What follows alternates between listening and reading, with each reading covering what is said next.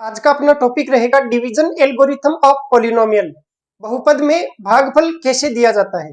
तो भागफल प्रमेय क्या होती है बहुपद के लिए, अब हम सीखते हैं। जैसे एक उदाहरण से देखें कि x की घात 4 प्लस x का क्यूब प्लस 2x² प्लस 1 में अगर आपको भाग देना है x प्लस 1 का, तो कैसे भाग दिया जाता है। नॉर्मली जिस प्रकार से हम गणित में भाग देते हैं उसी तरीके से बहुपद में भी दूसरे बहुपद का भाग दिया जाता है। इसका तरीका ये रहेगा कि हम यहाँ पे भाग का चिन्ह लगा देंगे और जिसका भाग दे रहे हैं उसको यहाँ पे लिख लेंगे। तो x प्लस 1 का भाग देना है तो आप इसको लिखेंगे x प्लस 1। अब सबसे पहले देखो क्या करना है, आपको x से x की घात 4 बनानी है। तो मैं इस x को किस से गुणा करूं कि x की घात 4 बन जाए, तो मैं गुणा करूंगा x की क्यूब से। अगर मैं x की क्यूब से x को गुणा करता हूं तो x की घात 4 आ जाती है। तो सबसे पहले हम x की क्यूब को गुणा करेंगे x से, तो आया x की घात 4। आपको देखो क्या करना होता है, जिसका भाग दे रहे हैं और जिसमें भाग दे रहे हैं उन दोनों को देखो और देखने से पता लगेगा कि इसको कौन सी संख्या से गुणा, मतलब कौन से अक्ष से, चर पद से गुणा करें कि इसके जैसा हो जाए। तो इसको x की क्यूब से गुणा करने से x की घात 4 हो सकती है। तो मैंने x की क्यूब यहाँ पे लिख दिया और x की क्यूब को गुणा किया x से, तो ये आ गया x की घात 4। अब x की क्यूब को गुणा करना होगा प्लस के 1 से, तो ये होगा x की क्यूब प्लस के 1 से गुणा होके x की क्यूब आ जाएगा। अब मैं क्या करूंगा, इसमें से इसको घटाऊंगा। तो जिसको हम घटाते हैं उसके चिन्ह बदल देते हैं। इसमें से इसको घटाने के कारण इसके चिन्ह बदले जाएंगे। तो यहाँ नीचे वाले के चिन्ह बदलेंगे। x की घात 4 से x की घात 4 घट गया और x की घात 3 में से x की घात 3 घट गया। अब बचा 2x² प्लस 1। तो मैं इसको यहाँ पे उतार लेता हूँ, 2x² को एक एक पद उतारा जाता है। ठीक, एक एक पद उतारेंगे या आप चाहें तो यहाँ पे 2 पद भी उतार सकते हैं। तो दोनों पदों को आप एक साथ भी उतार सकते हैं, दोनों को एक साथ उतार लिया। अब यहाँ पे देखना x है, इससे लाना है x² और साथ में 2, तो आपको 2 से भी गुणा करना होगा और x से भी गुणा करना होगा। तो जैसे ही आप 2x से गुणा करेंगे तो ये 2x इस x से गुणा होके हो जाएगा 2x²। अब देखिए ये 2x है वो प्लस के 1 से गुणा होगा तो ये आएगा प्लस का 2x। अब आप इसको घटाएंगे तो ये ऐसे हो जाएगा माइनस का चिन्ह और ये हो जाएगा माइनस का चिन्ह। 2x² में से 2x² घट जाएगा, लेकिन यहाँ पे बचेगा माइनस का 2x और ये प्लस का 1। तो ये पहले x वालों को लिखते हैं, ये हुआ माइनस का 2x और आप लिख सकते हैं प्लस 1। आप चाहें तो इसको ऐसे भी लिख सकते हैं, ये 1 और ये -2x, लेकिन x वाले को पहले लिखते हैं, इस कारण से मैं इसको ऐसा ना लिख के x वाले पद को पहले लिखूंगा। तो माइनस का 2x और ये प्लस का 1। अब मुझे x से लाना है माइनस का x और साथ में 2 भी, तो माइनस के 2 से गुणा कर दूंगा तो माइनस का 2 यहाँ पे लिखा जाएगा। अब माइनस के 2 से गुणा किया इसको तो ये हुआ माइनस का 2x, माइनस के 2 से गुणा किया प्लस के 1 को तो हुआ माइनस का 2। अब घटाएंगे, इसमें से इसको घटाएंगे तो इसके चिन्ह बदले जाएंगे, इसके चिन्ह भी बदले जाएंगे। अब 2x माइनस का 2x प्लस का आपस में कट जाएगा, ये 1 प्लस का और 2 प्लस का जुड़ के हो जाएगा 3 और ये जो 3 है वो कहलाएगा शेष। तो यहाँ पे आपने देखा कि बहुपद में भाग देने का तरीका भी नॉर्मली जिस प्रकार से हम गणितीय संख्याओं में भाग देते हैं उसी प्रकार होता है। कैसे, वापिस समझेंगे। जैसे मान लीजिए मैं यहाँ पे लिखता हूँ 100 और इसमें मैं भाग देता हूँ 5 का, तो 5 का भाग देता हूँ, या मान लीजिए इसमें 20 का भाग देता हूँ तो 20 का भाग चला जाएगा 5 बार, तो 5 बार भाग जाएगा और यहाँ पे 100 लिखा जाएगा। अब आपको पता है x का भाग x की घात 4 में कितनी बार जाएगा, तो x की क्यूब बार जाएगा। तो पहले मैं यहाँ वाला लिखता हूँ, इसमें तो क्या करता हूँ 20 का भाग 5 बार जाएगा तो 5 यहाँ डायरेक्ट लिख सकता हूँ, लेकिन यहाँ मुझे पता नहीं रहता कि x का भाग x की घात 4 में कितनी बार जाएगा। तो इसलिए मैं पहले मन में सोचता हूँ कि x को किस से गुणा करूं ताकि x की घात 4 हो जाए, तो x की घात 3 से गुणा करना होगा। तो पहले ये लिखते हैं, फिर इसको इससे गुणा करके यहाँ लिखते हैं। इसमें भी वही चीज है, 5 को 20 से गुणा करके हम 100 लिखते हैं। हालांकि गणित में संख्याओं में इतनी ज्यादा प्रैक्टिस हो जाती है अपनी कि ये सारी चीजें करने की जरूरत नहीं होती, बाकी इसमें थोड़ी प्रैक्टिस कम रहती है, इस कारण से हम वापस इसको इससे गुणा करके यहाँ लिखते हैं। बाकी तरीका वही है, 5 को 20 से गुणा करके 100 लिखा जाता है, तो दोनों तरीके सेम ही होते हैं। अब यहाँ पे जो 3 शेष बचा है ये कहलाएगा शेषफल, और यहाँ पे जो x की क्यूब प्लस 2x माइनस 2 है ये कहलाएगा भागफल, और जिसका भाग दिया जा रहा है वो कहलाएगा भाजक, और जिसमें भाग दिया जाता है वो कहलाएगा भाज्य। अगर मान लीजिए मैं यहाँ 20 की बजाय अन्य किसी संख्या का भाग देता, जैसे 14 का भाग देता, तो भाग चला जाता 7 बार और ये होता 98 और बचता 2 शेष। आप देखेंगे इसमें क्या होता है, देखो 7 को 14 से गुणा करेंगे तो 98 यहाँ लिखा जाएगा, वही चीज x की क्यूब को x से गुणा करेंगे तो x की घात 4 यहाँ लिखा जाएगा। अब वापिस मुझे ये 100 प्राप्त करना है, तो मैं ऐसे करता हूँ, 14 को 7 से गुणा करता हूँ और उसमें ये 2 जोड़ देता हूँ, तो 14 गुणा 7 और प्लस हो जाएगा 2 और आ जाएगा आपके पास में 100। 14 संते 98 प्लस 2 हो जाएंगे 100। ये 100 क्या है, भाज्य। 14 क्या है, भाजक। 7 क्या है, भागफल। प्लस 2 क्या है, शेषफल। तो क्या मैं यही सूत्र इसके लिए भी लिख सकता हूं? बिल्कुल लिख सकता हूं। तो मैं लिखूंगा भाज्य बराबर भाजक गुणा भागफल और प्लस शेषफल। अब आप एक बार इतने को नोट कीजिए, बाद में मैं आपको सीधा तरीका बताऊंगा कि कैसे आप बिना भाग दिए हुए डायरेक्ट ये शेष ज्ञात कर सकते हैं। तो इसको नोट कर लीजिए।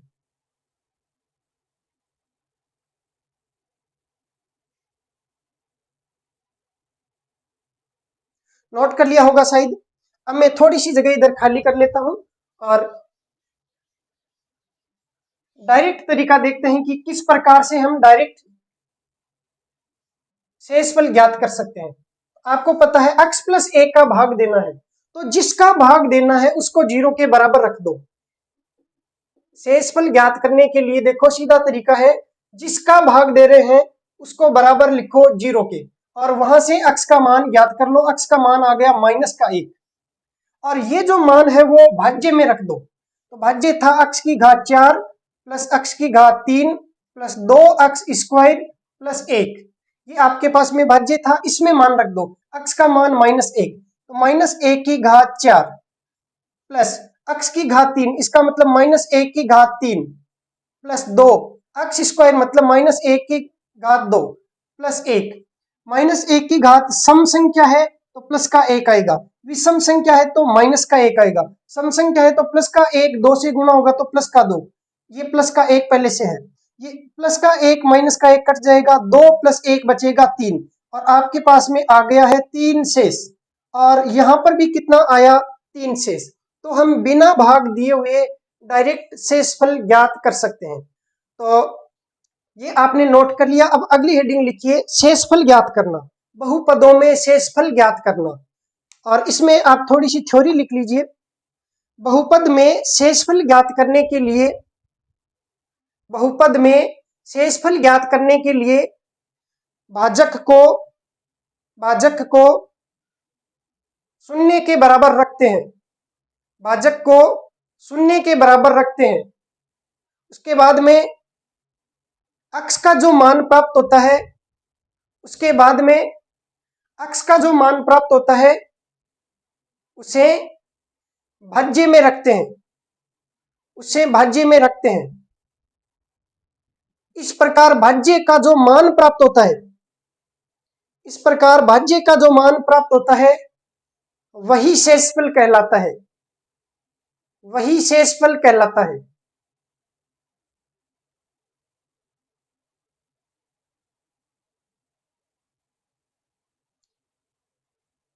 अगला सवाल लिखेंगे,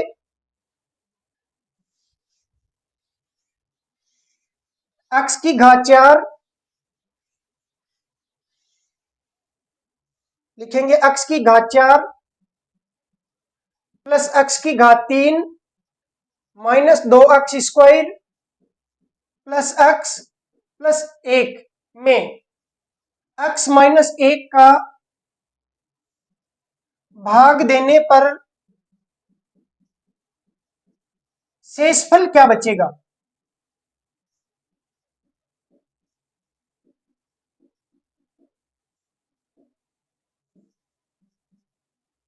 तो हम दो तरीके से इसको सरल करने वाले हैं। एक तो डायरेक्ट x माइनस 1 को 0 के बराबर रख के और उसके बाद में जो x का मान प्लस का 1 आएगा वो इसमें रख के, और दूसरा तरीका भाग देके।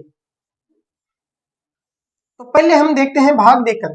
x की घात 4 प्लस x की घात 3 minus 2x square plus x plus 1, इसमें भाग देंगे x माइनस 1 का। तो देखो भाग कैसे देते हैं, x से x की घात 4 लाना है तो किससे गुणा करना होगा? x की घात 3 से। x की घात 3 को वापस x से गुणा किया, x की घात 4। x की घात 3 को माइनस 1 से गुणा किया तो x की क्यूब। अब आप घटाएंगे तो इसका चिन्ह बदलेगा माइनस, और ये माइनस की जगह हो जाएगा प्लस।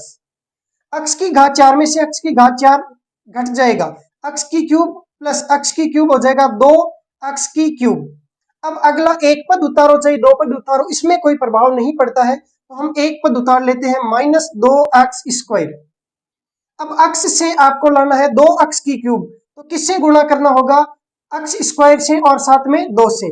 आप गुणा करेंगे प्लस के 2x स्क्वायर से, प्लस के 2x स्क्वायर को x से गुणा किया तो 2x क्यूब, प्लस के 2x स्क्वायर को माइनस के 1 से गुणा किया तो माइनस का 2x स्क्वायर। अब आप इसके चिन्ह बदलेंगे, जैसे ही चिन्ह बदलेंगे ये हो जाएगा माइनस का और ये हो जाएगा प्लस का, ये प्लस माइनस कट जाएगा, ये माइनस और प्लस ये भी कट जाएगा। तो आपको अगला पद उतारना होगा x प्लस 1। आप x प्लस 1 यहाँ पे उतारेंगे। अब देखना x से आपको क्या लाना है? x ही लाना है, तो किससे गुणा करें? 1 से। इसका मतलब ये एक बार भाग जाएगा, या कहें x का भाग x में कितनी बार जाएगा? तो प्लस के 1 बार जाएगा। आप वहां पे लिखेंगे प्लस का 1, प्लस के 1 को गुणा करेंगे x से तो हो गया x, प्लस के 1 को गुणा करेंगे माइनस के 1 से तो हो गया माइनस 1। घटाएंगे तो चिन्ह चेंज करेंगे माइनस, और ये हो जाएगा प्लस का, x x कट जाएगा, 1 प्लस 1 हो जाएगा 2, आपके पास में बचेगा 2 शेष। अब सीधा तरीका देखिए, जिसका भाग दे रहे हैं तो भाग दे रहे हैं हम x माइनस 1 का, इसको बराबर रखेंगे 0 के। यहां से x का मान आएगा प्लस का 1, ये जो x का मान प्लस का 1 आया है इसको हम रखेंगे भाज्य में। भाज्य है x की घात 4 प्लस x की cube minus 2x square plus x plus 1। एक यहाँ पे मान रखेंगे 1 की घात 4 प्लस 1 की घात 3 माइनस 2 गुणा 1 की स्क्वायर प्लस 1 प्लस 1। सोल्व करेंगे 1 की घात 4 1, 1 की क्यूब हो गया 1 माइनस 1 का स्क्वायर 1 को 2 से गुणा किया 2 प्लस 1 प्लस 1, ये 1 और 1 हो गया 2 माइनस 2 ये कट गया, 1 प्लस 1 बच गया 2, उत्तर आ गया 2, अर्थात शेष आप डायरेक्ट भी ज्ञात कर सकते हैं। तो ये बहुत ही ज्यादा आसान तरीका होता है, आप इसको नोट कर लीजिए।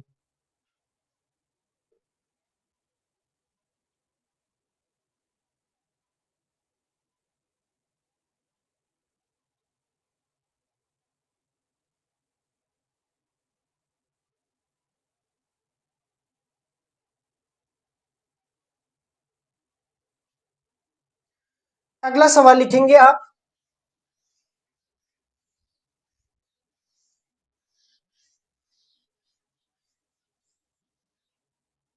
क्वेश्चन लिखेंगे, सिद्ध कीजिए कि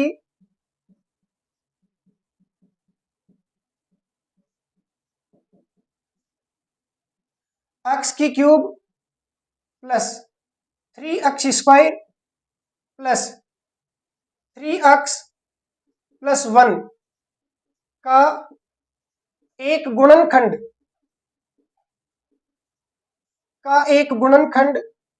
x प्लस 1 है।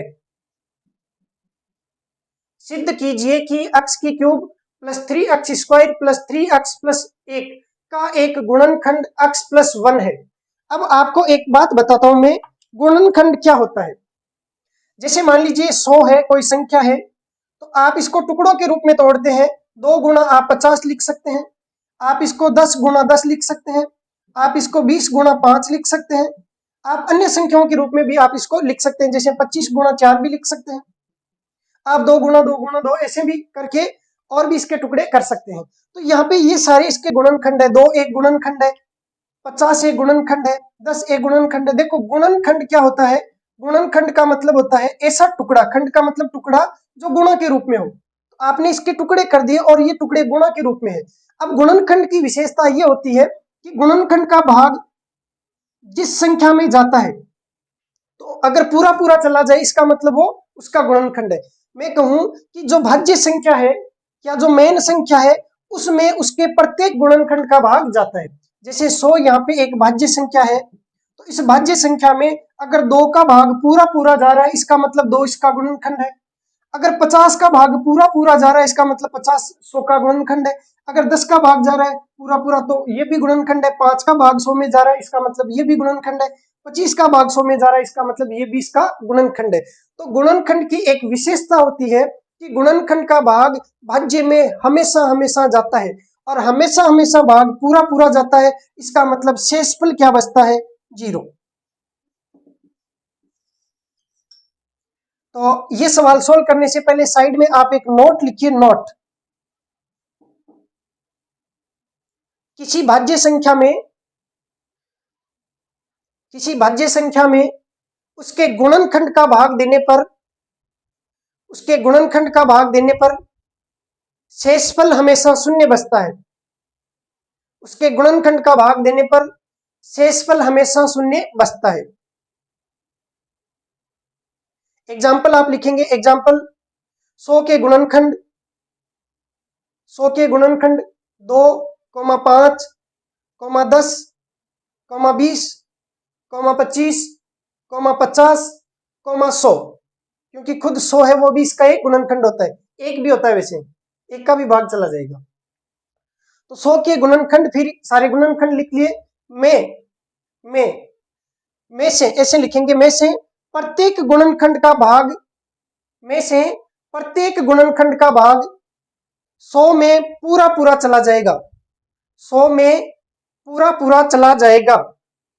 अर्थात अर्थात किसी भी एक गुणनखंड का भाग 100 में देंगे, अर्थात किसी भी एक गुणनखंड का भाग 100 में देंगे, तो शेषफल 0 आएगा। तो शेषफल 0 आएगा।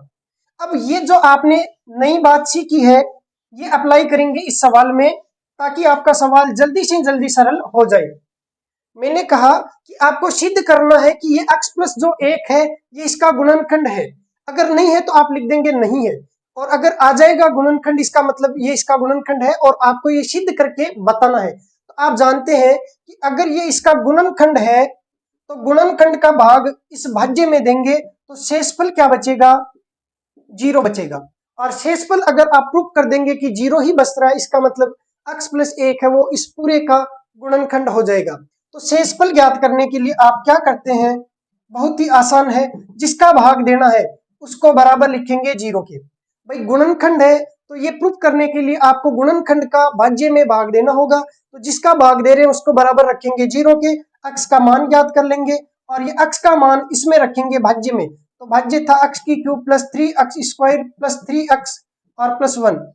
x की जगह रखेंगे -1, तो -1 का क्यूब प्लस 3, -1 का स्क्वायर प्लस 3, -1 और प्लस 1। -1 का क्यूब होता है -1 प्लस -1 का स्क्वायर प्लस का 1, 1 को 3 से गुणा किया 3, और यहाँ पे आ जाएगा 3 गुणा -1 माइनस का 3, और ये प्लस का 1, ये प्लस का 3 माइनस का 3 कट गया, माइनस का 1 प्लस का 1 कट गया, और बचा क्या? 0। मतलब शेषफल आ गया 0। तो अगर शेषफल 0 आ रहा है, इसका मतलब पूरा पूरा भाग चला गया किसका? x प्लस 1 का। तो ये x प्लस 1 है, वो इसका गुणनखंड हो गया। नोट कर लीजिए इसको।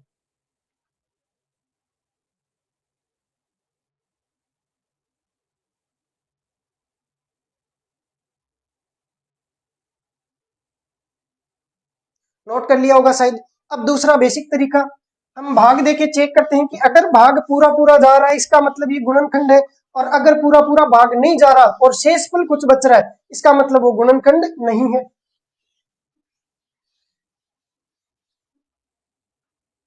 आप पहले एक नोट लिख लीजिए। और नोट, गुणनखंड वह पद होता है, गुणनखंड वह पद होता है जिसका भाग भाज्य संख्या में पूरा पूरा चला जाता है।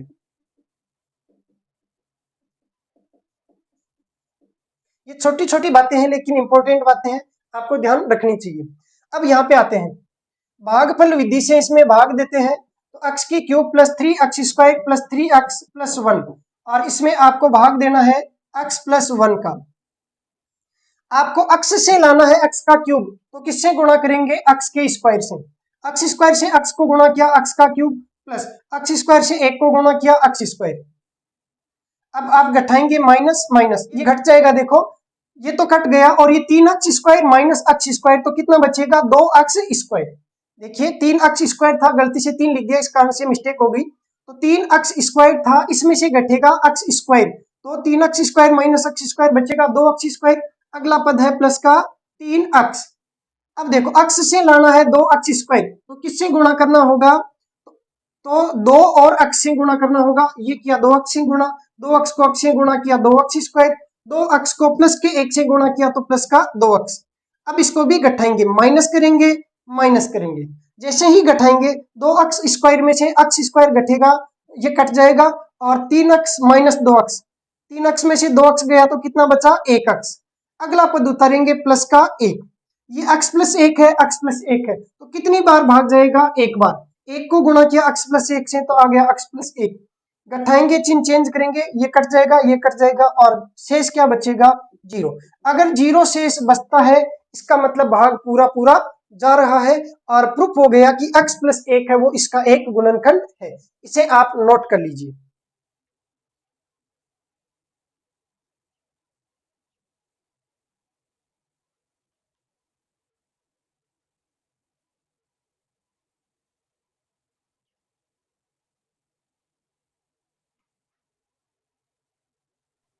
अगला एक सवाल लिखेंगे, लिखिए सवाल, यदि 4x की cube plus 3x² plus kx minus 3 का एक गुणनखंड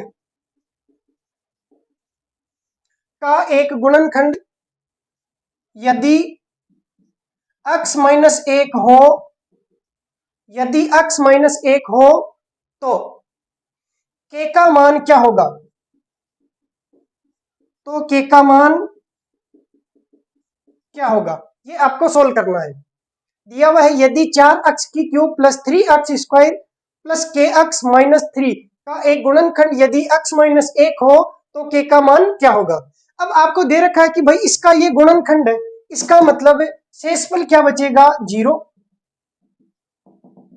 भाई इसने दे रखा है कि x माइनस 1 है वो इसका एक गुणनखंड है, तो अगर ये गुणनखंड है इसका मतलब शेषफल बचेगा 0। और शेषफल ज्ञात करने के लिए हम जिसका भाग देते हैं या जो गुणनखंड है उसको बराबर रखेंगे 0 के, यहां से x का मान आ जाएगा 1, ये x का मान रखेंगे 1 इसमें, और आना चाहिए 0। तो रखेंगे 4x की cube plus 3x² plus kx minus 3, और ये होना चाहिए किसके बराबर? 0 के।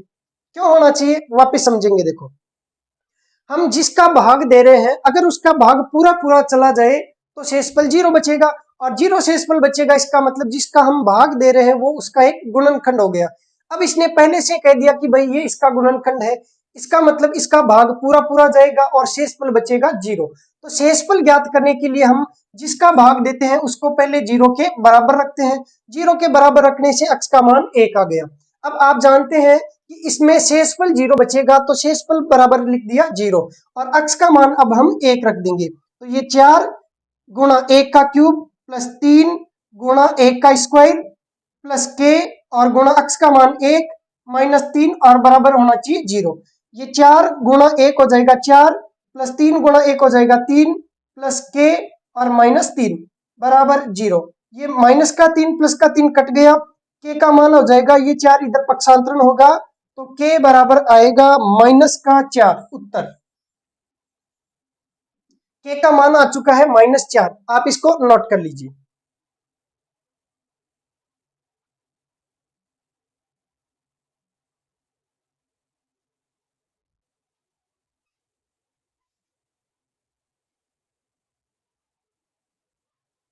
मैंने आपके लिए 2 सवाल और लिख दिए हैं। आपको ज्ञात करना है कि यदि x की घात 4 प्लस 7x का cube plus 13x square plus kx minus 2 का एक गुणनखंड x प्लस 2 है तो आपको ज्ञात करना है k का मान क्या होगा। तो आप जानते हैं इसका गुणनखंड क्या है, x प्लस 2। इसका मतलब है x प्लस 2 का भाग पूरा पूरा चला जाएगा, तो जिसका भाग जाता है उसको बराबर रखते हैं 0 के। तो x प्लस 2 को बराबर रखा 0 के, तो x का मान आ गया माइनस का 2। अब ये जो मान है अगर हम इसमें रख दें, भाजक में रख दें, सॉरी भाज्य में रख दें, तो आपको 0 प्राप्त होना चाहिए। भाई शेषफल अगर 0 बचता है इसका मतलब इसका मान है वो 0 के बराबर हो जाएगा। तो x की घात 4 प्लस 7 x की घात 3 plus 13x square plus kx minus 2, और इसको बराबर करना है 0 के, क्योंकि अगर इसका भाग देंगे तो शेषफल बचेगा 0, और शेषफल ज्ञात करने के लिए x का मान माइनस 2 यहां रखेंगे। तो माइनस 2 की घात 4 प्लस 7 x का क्यूब मतलब माइनस 2 का क्यूब, माइनस 2 का क्यूब प्लस 13 x स्क्वायर मतलब माइनस 2 का स्क्वायर प्लस k गुणा x, x का मान हो गया माइनस 2 और ये माइनस 2 बराबर लिखना है 0। अब 2 की घात 4 करनी है तो 2 का स्क्वायर 8, 2 का स्क्वायर 4, 2 का क्यूब 8 और 2 की घात 4 हो गया 16। तो समघात है तो प्लस का चिन्ह आएगा, और 2 का स्क्वायर होता है 4 और क्यूब होता है 8, लेकिन विषम घात है तो माइनस का आएगा। 8 को 7 से गुणा करेंगे तो 8 7 56। 2 का स्क्वायर होता है 4 और चिन्ह आएगा प्लस का, 4 को 13 से गुणा करेंगे 13 चौके 52, के को माइनस के 2 से गुणा करेंगे तो माइनस का 2k और ये माइनस का 2 और बराबर में होगा 0। आप इसको घटाएंगे 52 और 56, तो 56 और 52 तो बचेगा माइनस का 4 और माइनस का 4 और माइनस का 2 होगा माइनस का 6, माइनस का 6 16 में से घटेगा तो बचेगा 10 और यहाँ पे बचेगा माइनस का 2k बराबर 0। आप k का पक्षांतरण उस साइड करेंगे तो ये हो जाएगा 10 बराबर 2k, k का मान आ जाएगा 10/2 और ये आएगा 5 उत्तर। k का मान आ गया 5। बहुत ही आसान है। आप सबसे पहले क्या करें, जिसका भाग दे रहे हैं उसको 0 के बराबर रखें, भाजक को 0 के बराबर रखें और x का मान ज्ञात कर ले। वो x का मान भाज्य में रखेंगे और बराबर करेंगे 0। क्यों करेंगे बराबर 0? क्योंकि अगर भाजक का भाग भाज्य में पूरा पूरा जा रहा है तो शेषफल 0 बचेगा, और इसका मान इसमें रखने से हमें शेषफल पता चल जाता है, पहले मैंने आपको बता ही रखा है। तो इसका मान इसमें रखेंगे तो शेषफल आएगा, और शेषफल आएगा इस कंडीशन में 0, इस कारण से इसको बराबर रखा 0। सोल्व किया तो k का मान 5 आ गया। अब है अगला सवाल, लिखा हुआ है यदि x का cube plus kx square plus 7x plus 5 का एक गुणनखंड x प्लस 1 है तो k का मान ज्ञात करें। आप एक बार क्लास को रोक लो और सोल्व करो। अब मैं आपको सवाल सोल्व करवा देता हूं। देखो, x प्लस 1 का भाग देना है, ठीक है, क्योंकि इसने कह रखा है गुणनखंड है x प्लस 1, इसका मतलब भाग पूरा पूरा जा रहा है, तो भाजक को बराबर लिखेंगे 0 के। x का मान आ गया माइनस का 1, ये माइनस का 1 लिखेंगे इसमें, तो माइनस 1 का क्यूब प्लस k गुणा माइनस 1 का स्क्वायर प्लस 7 गुणा माइनस 1 प्लस 5, और शेषफल कितना आना चाहिए 0। माइनस 1 का क्यूब माइनस 1, माइनस 1 का स्क्वायर 1 और k से गुणा होगा तो k बचेगा 7, माइनस के 1 से गुणा होगा तो माइनस 7 प्लस 5 और बराबर 0। ये माइनस का 1 माइनस का 7 हो गया माइनस के 8 और प्लस का 5, तो माइनस के 8 प्लस का 5 तो बचेगा माइनस का 3, तो k माइनस 3 बराबर 0, k का मान आ जाएगा 3, k बराबर आएगा 3 उत्तर। तो आज की क्लास में हमने पढ़ा बहुपद में भाग देना अर्थात डिवीजन एल्गोरिथम ऑफ पॉलिनोमियल। बहुत ही आसान है, नॉर्मली जिस प्रकार से हम भाग देते हैं बहुपद में भी उसी प्रकार भाग देते हैं। आज की क्लास में सबसे महत्वपूर्ण ये था कि अगर आपको ज्ञात करना हो कि शेषफल क्या है तो आप जिसका भाग दे रहे हैं उसको 0 के बराबर रखेंगे और फिर x का जो मान आएगा उसको भाज्य में रखेंगे, इसका जो रिजल्ट आएगा वही शेषफल होगा। और अगर आपको पहले से कह दिया जाए कि इसका एक गुणनखंड है तो गुणनखंड है इसका मतलब शेषफल 0 है, तो गुणनखंड को 0 के बराबर रखिए, जो मान आएगा वो इसमें रखेंगे और बराबर कर देंगे 0 के, तो k का मान आ जाएगा। बाकी पढ़ेंगे हम अगली क्लास में।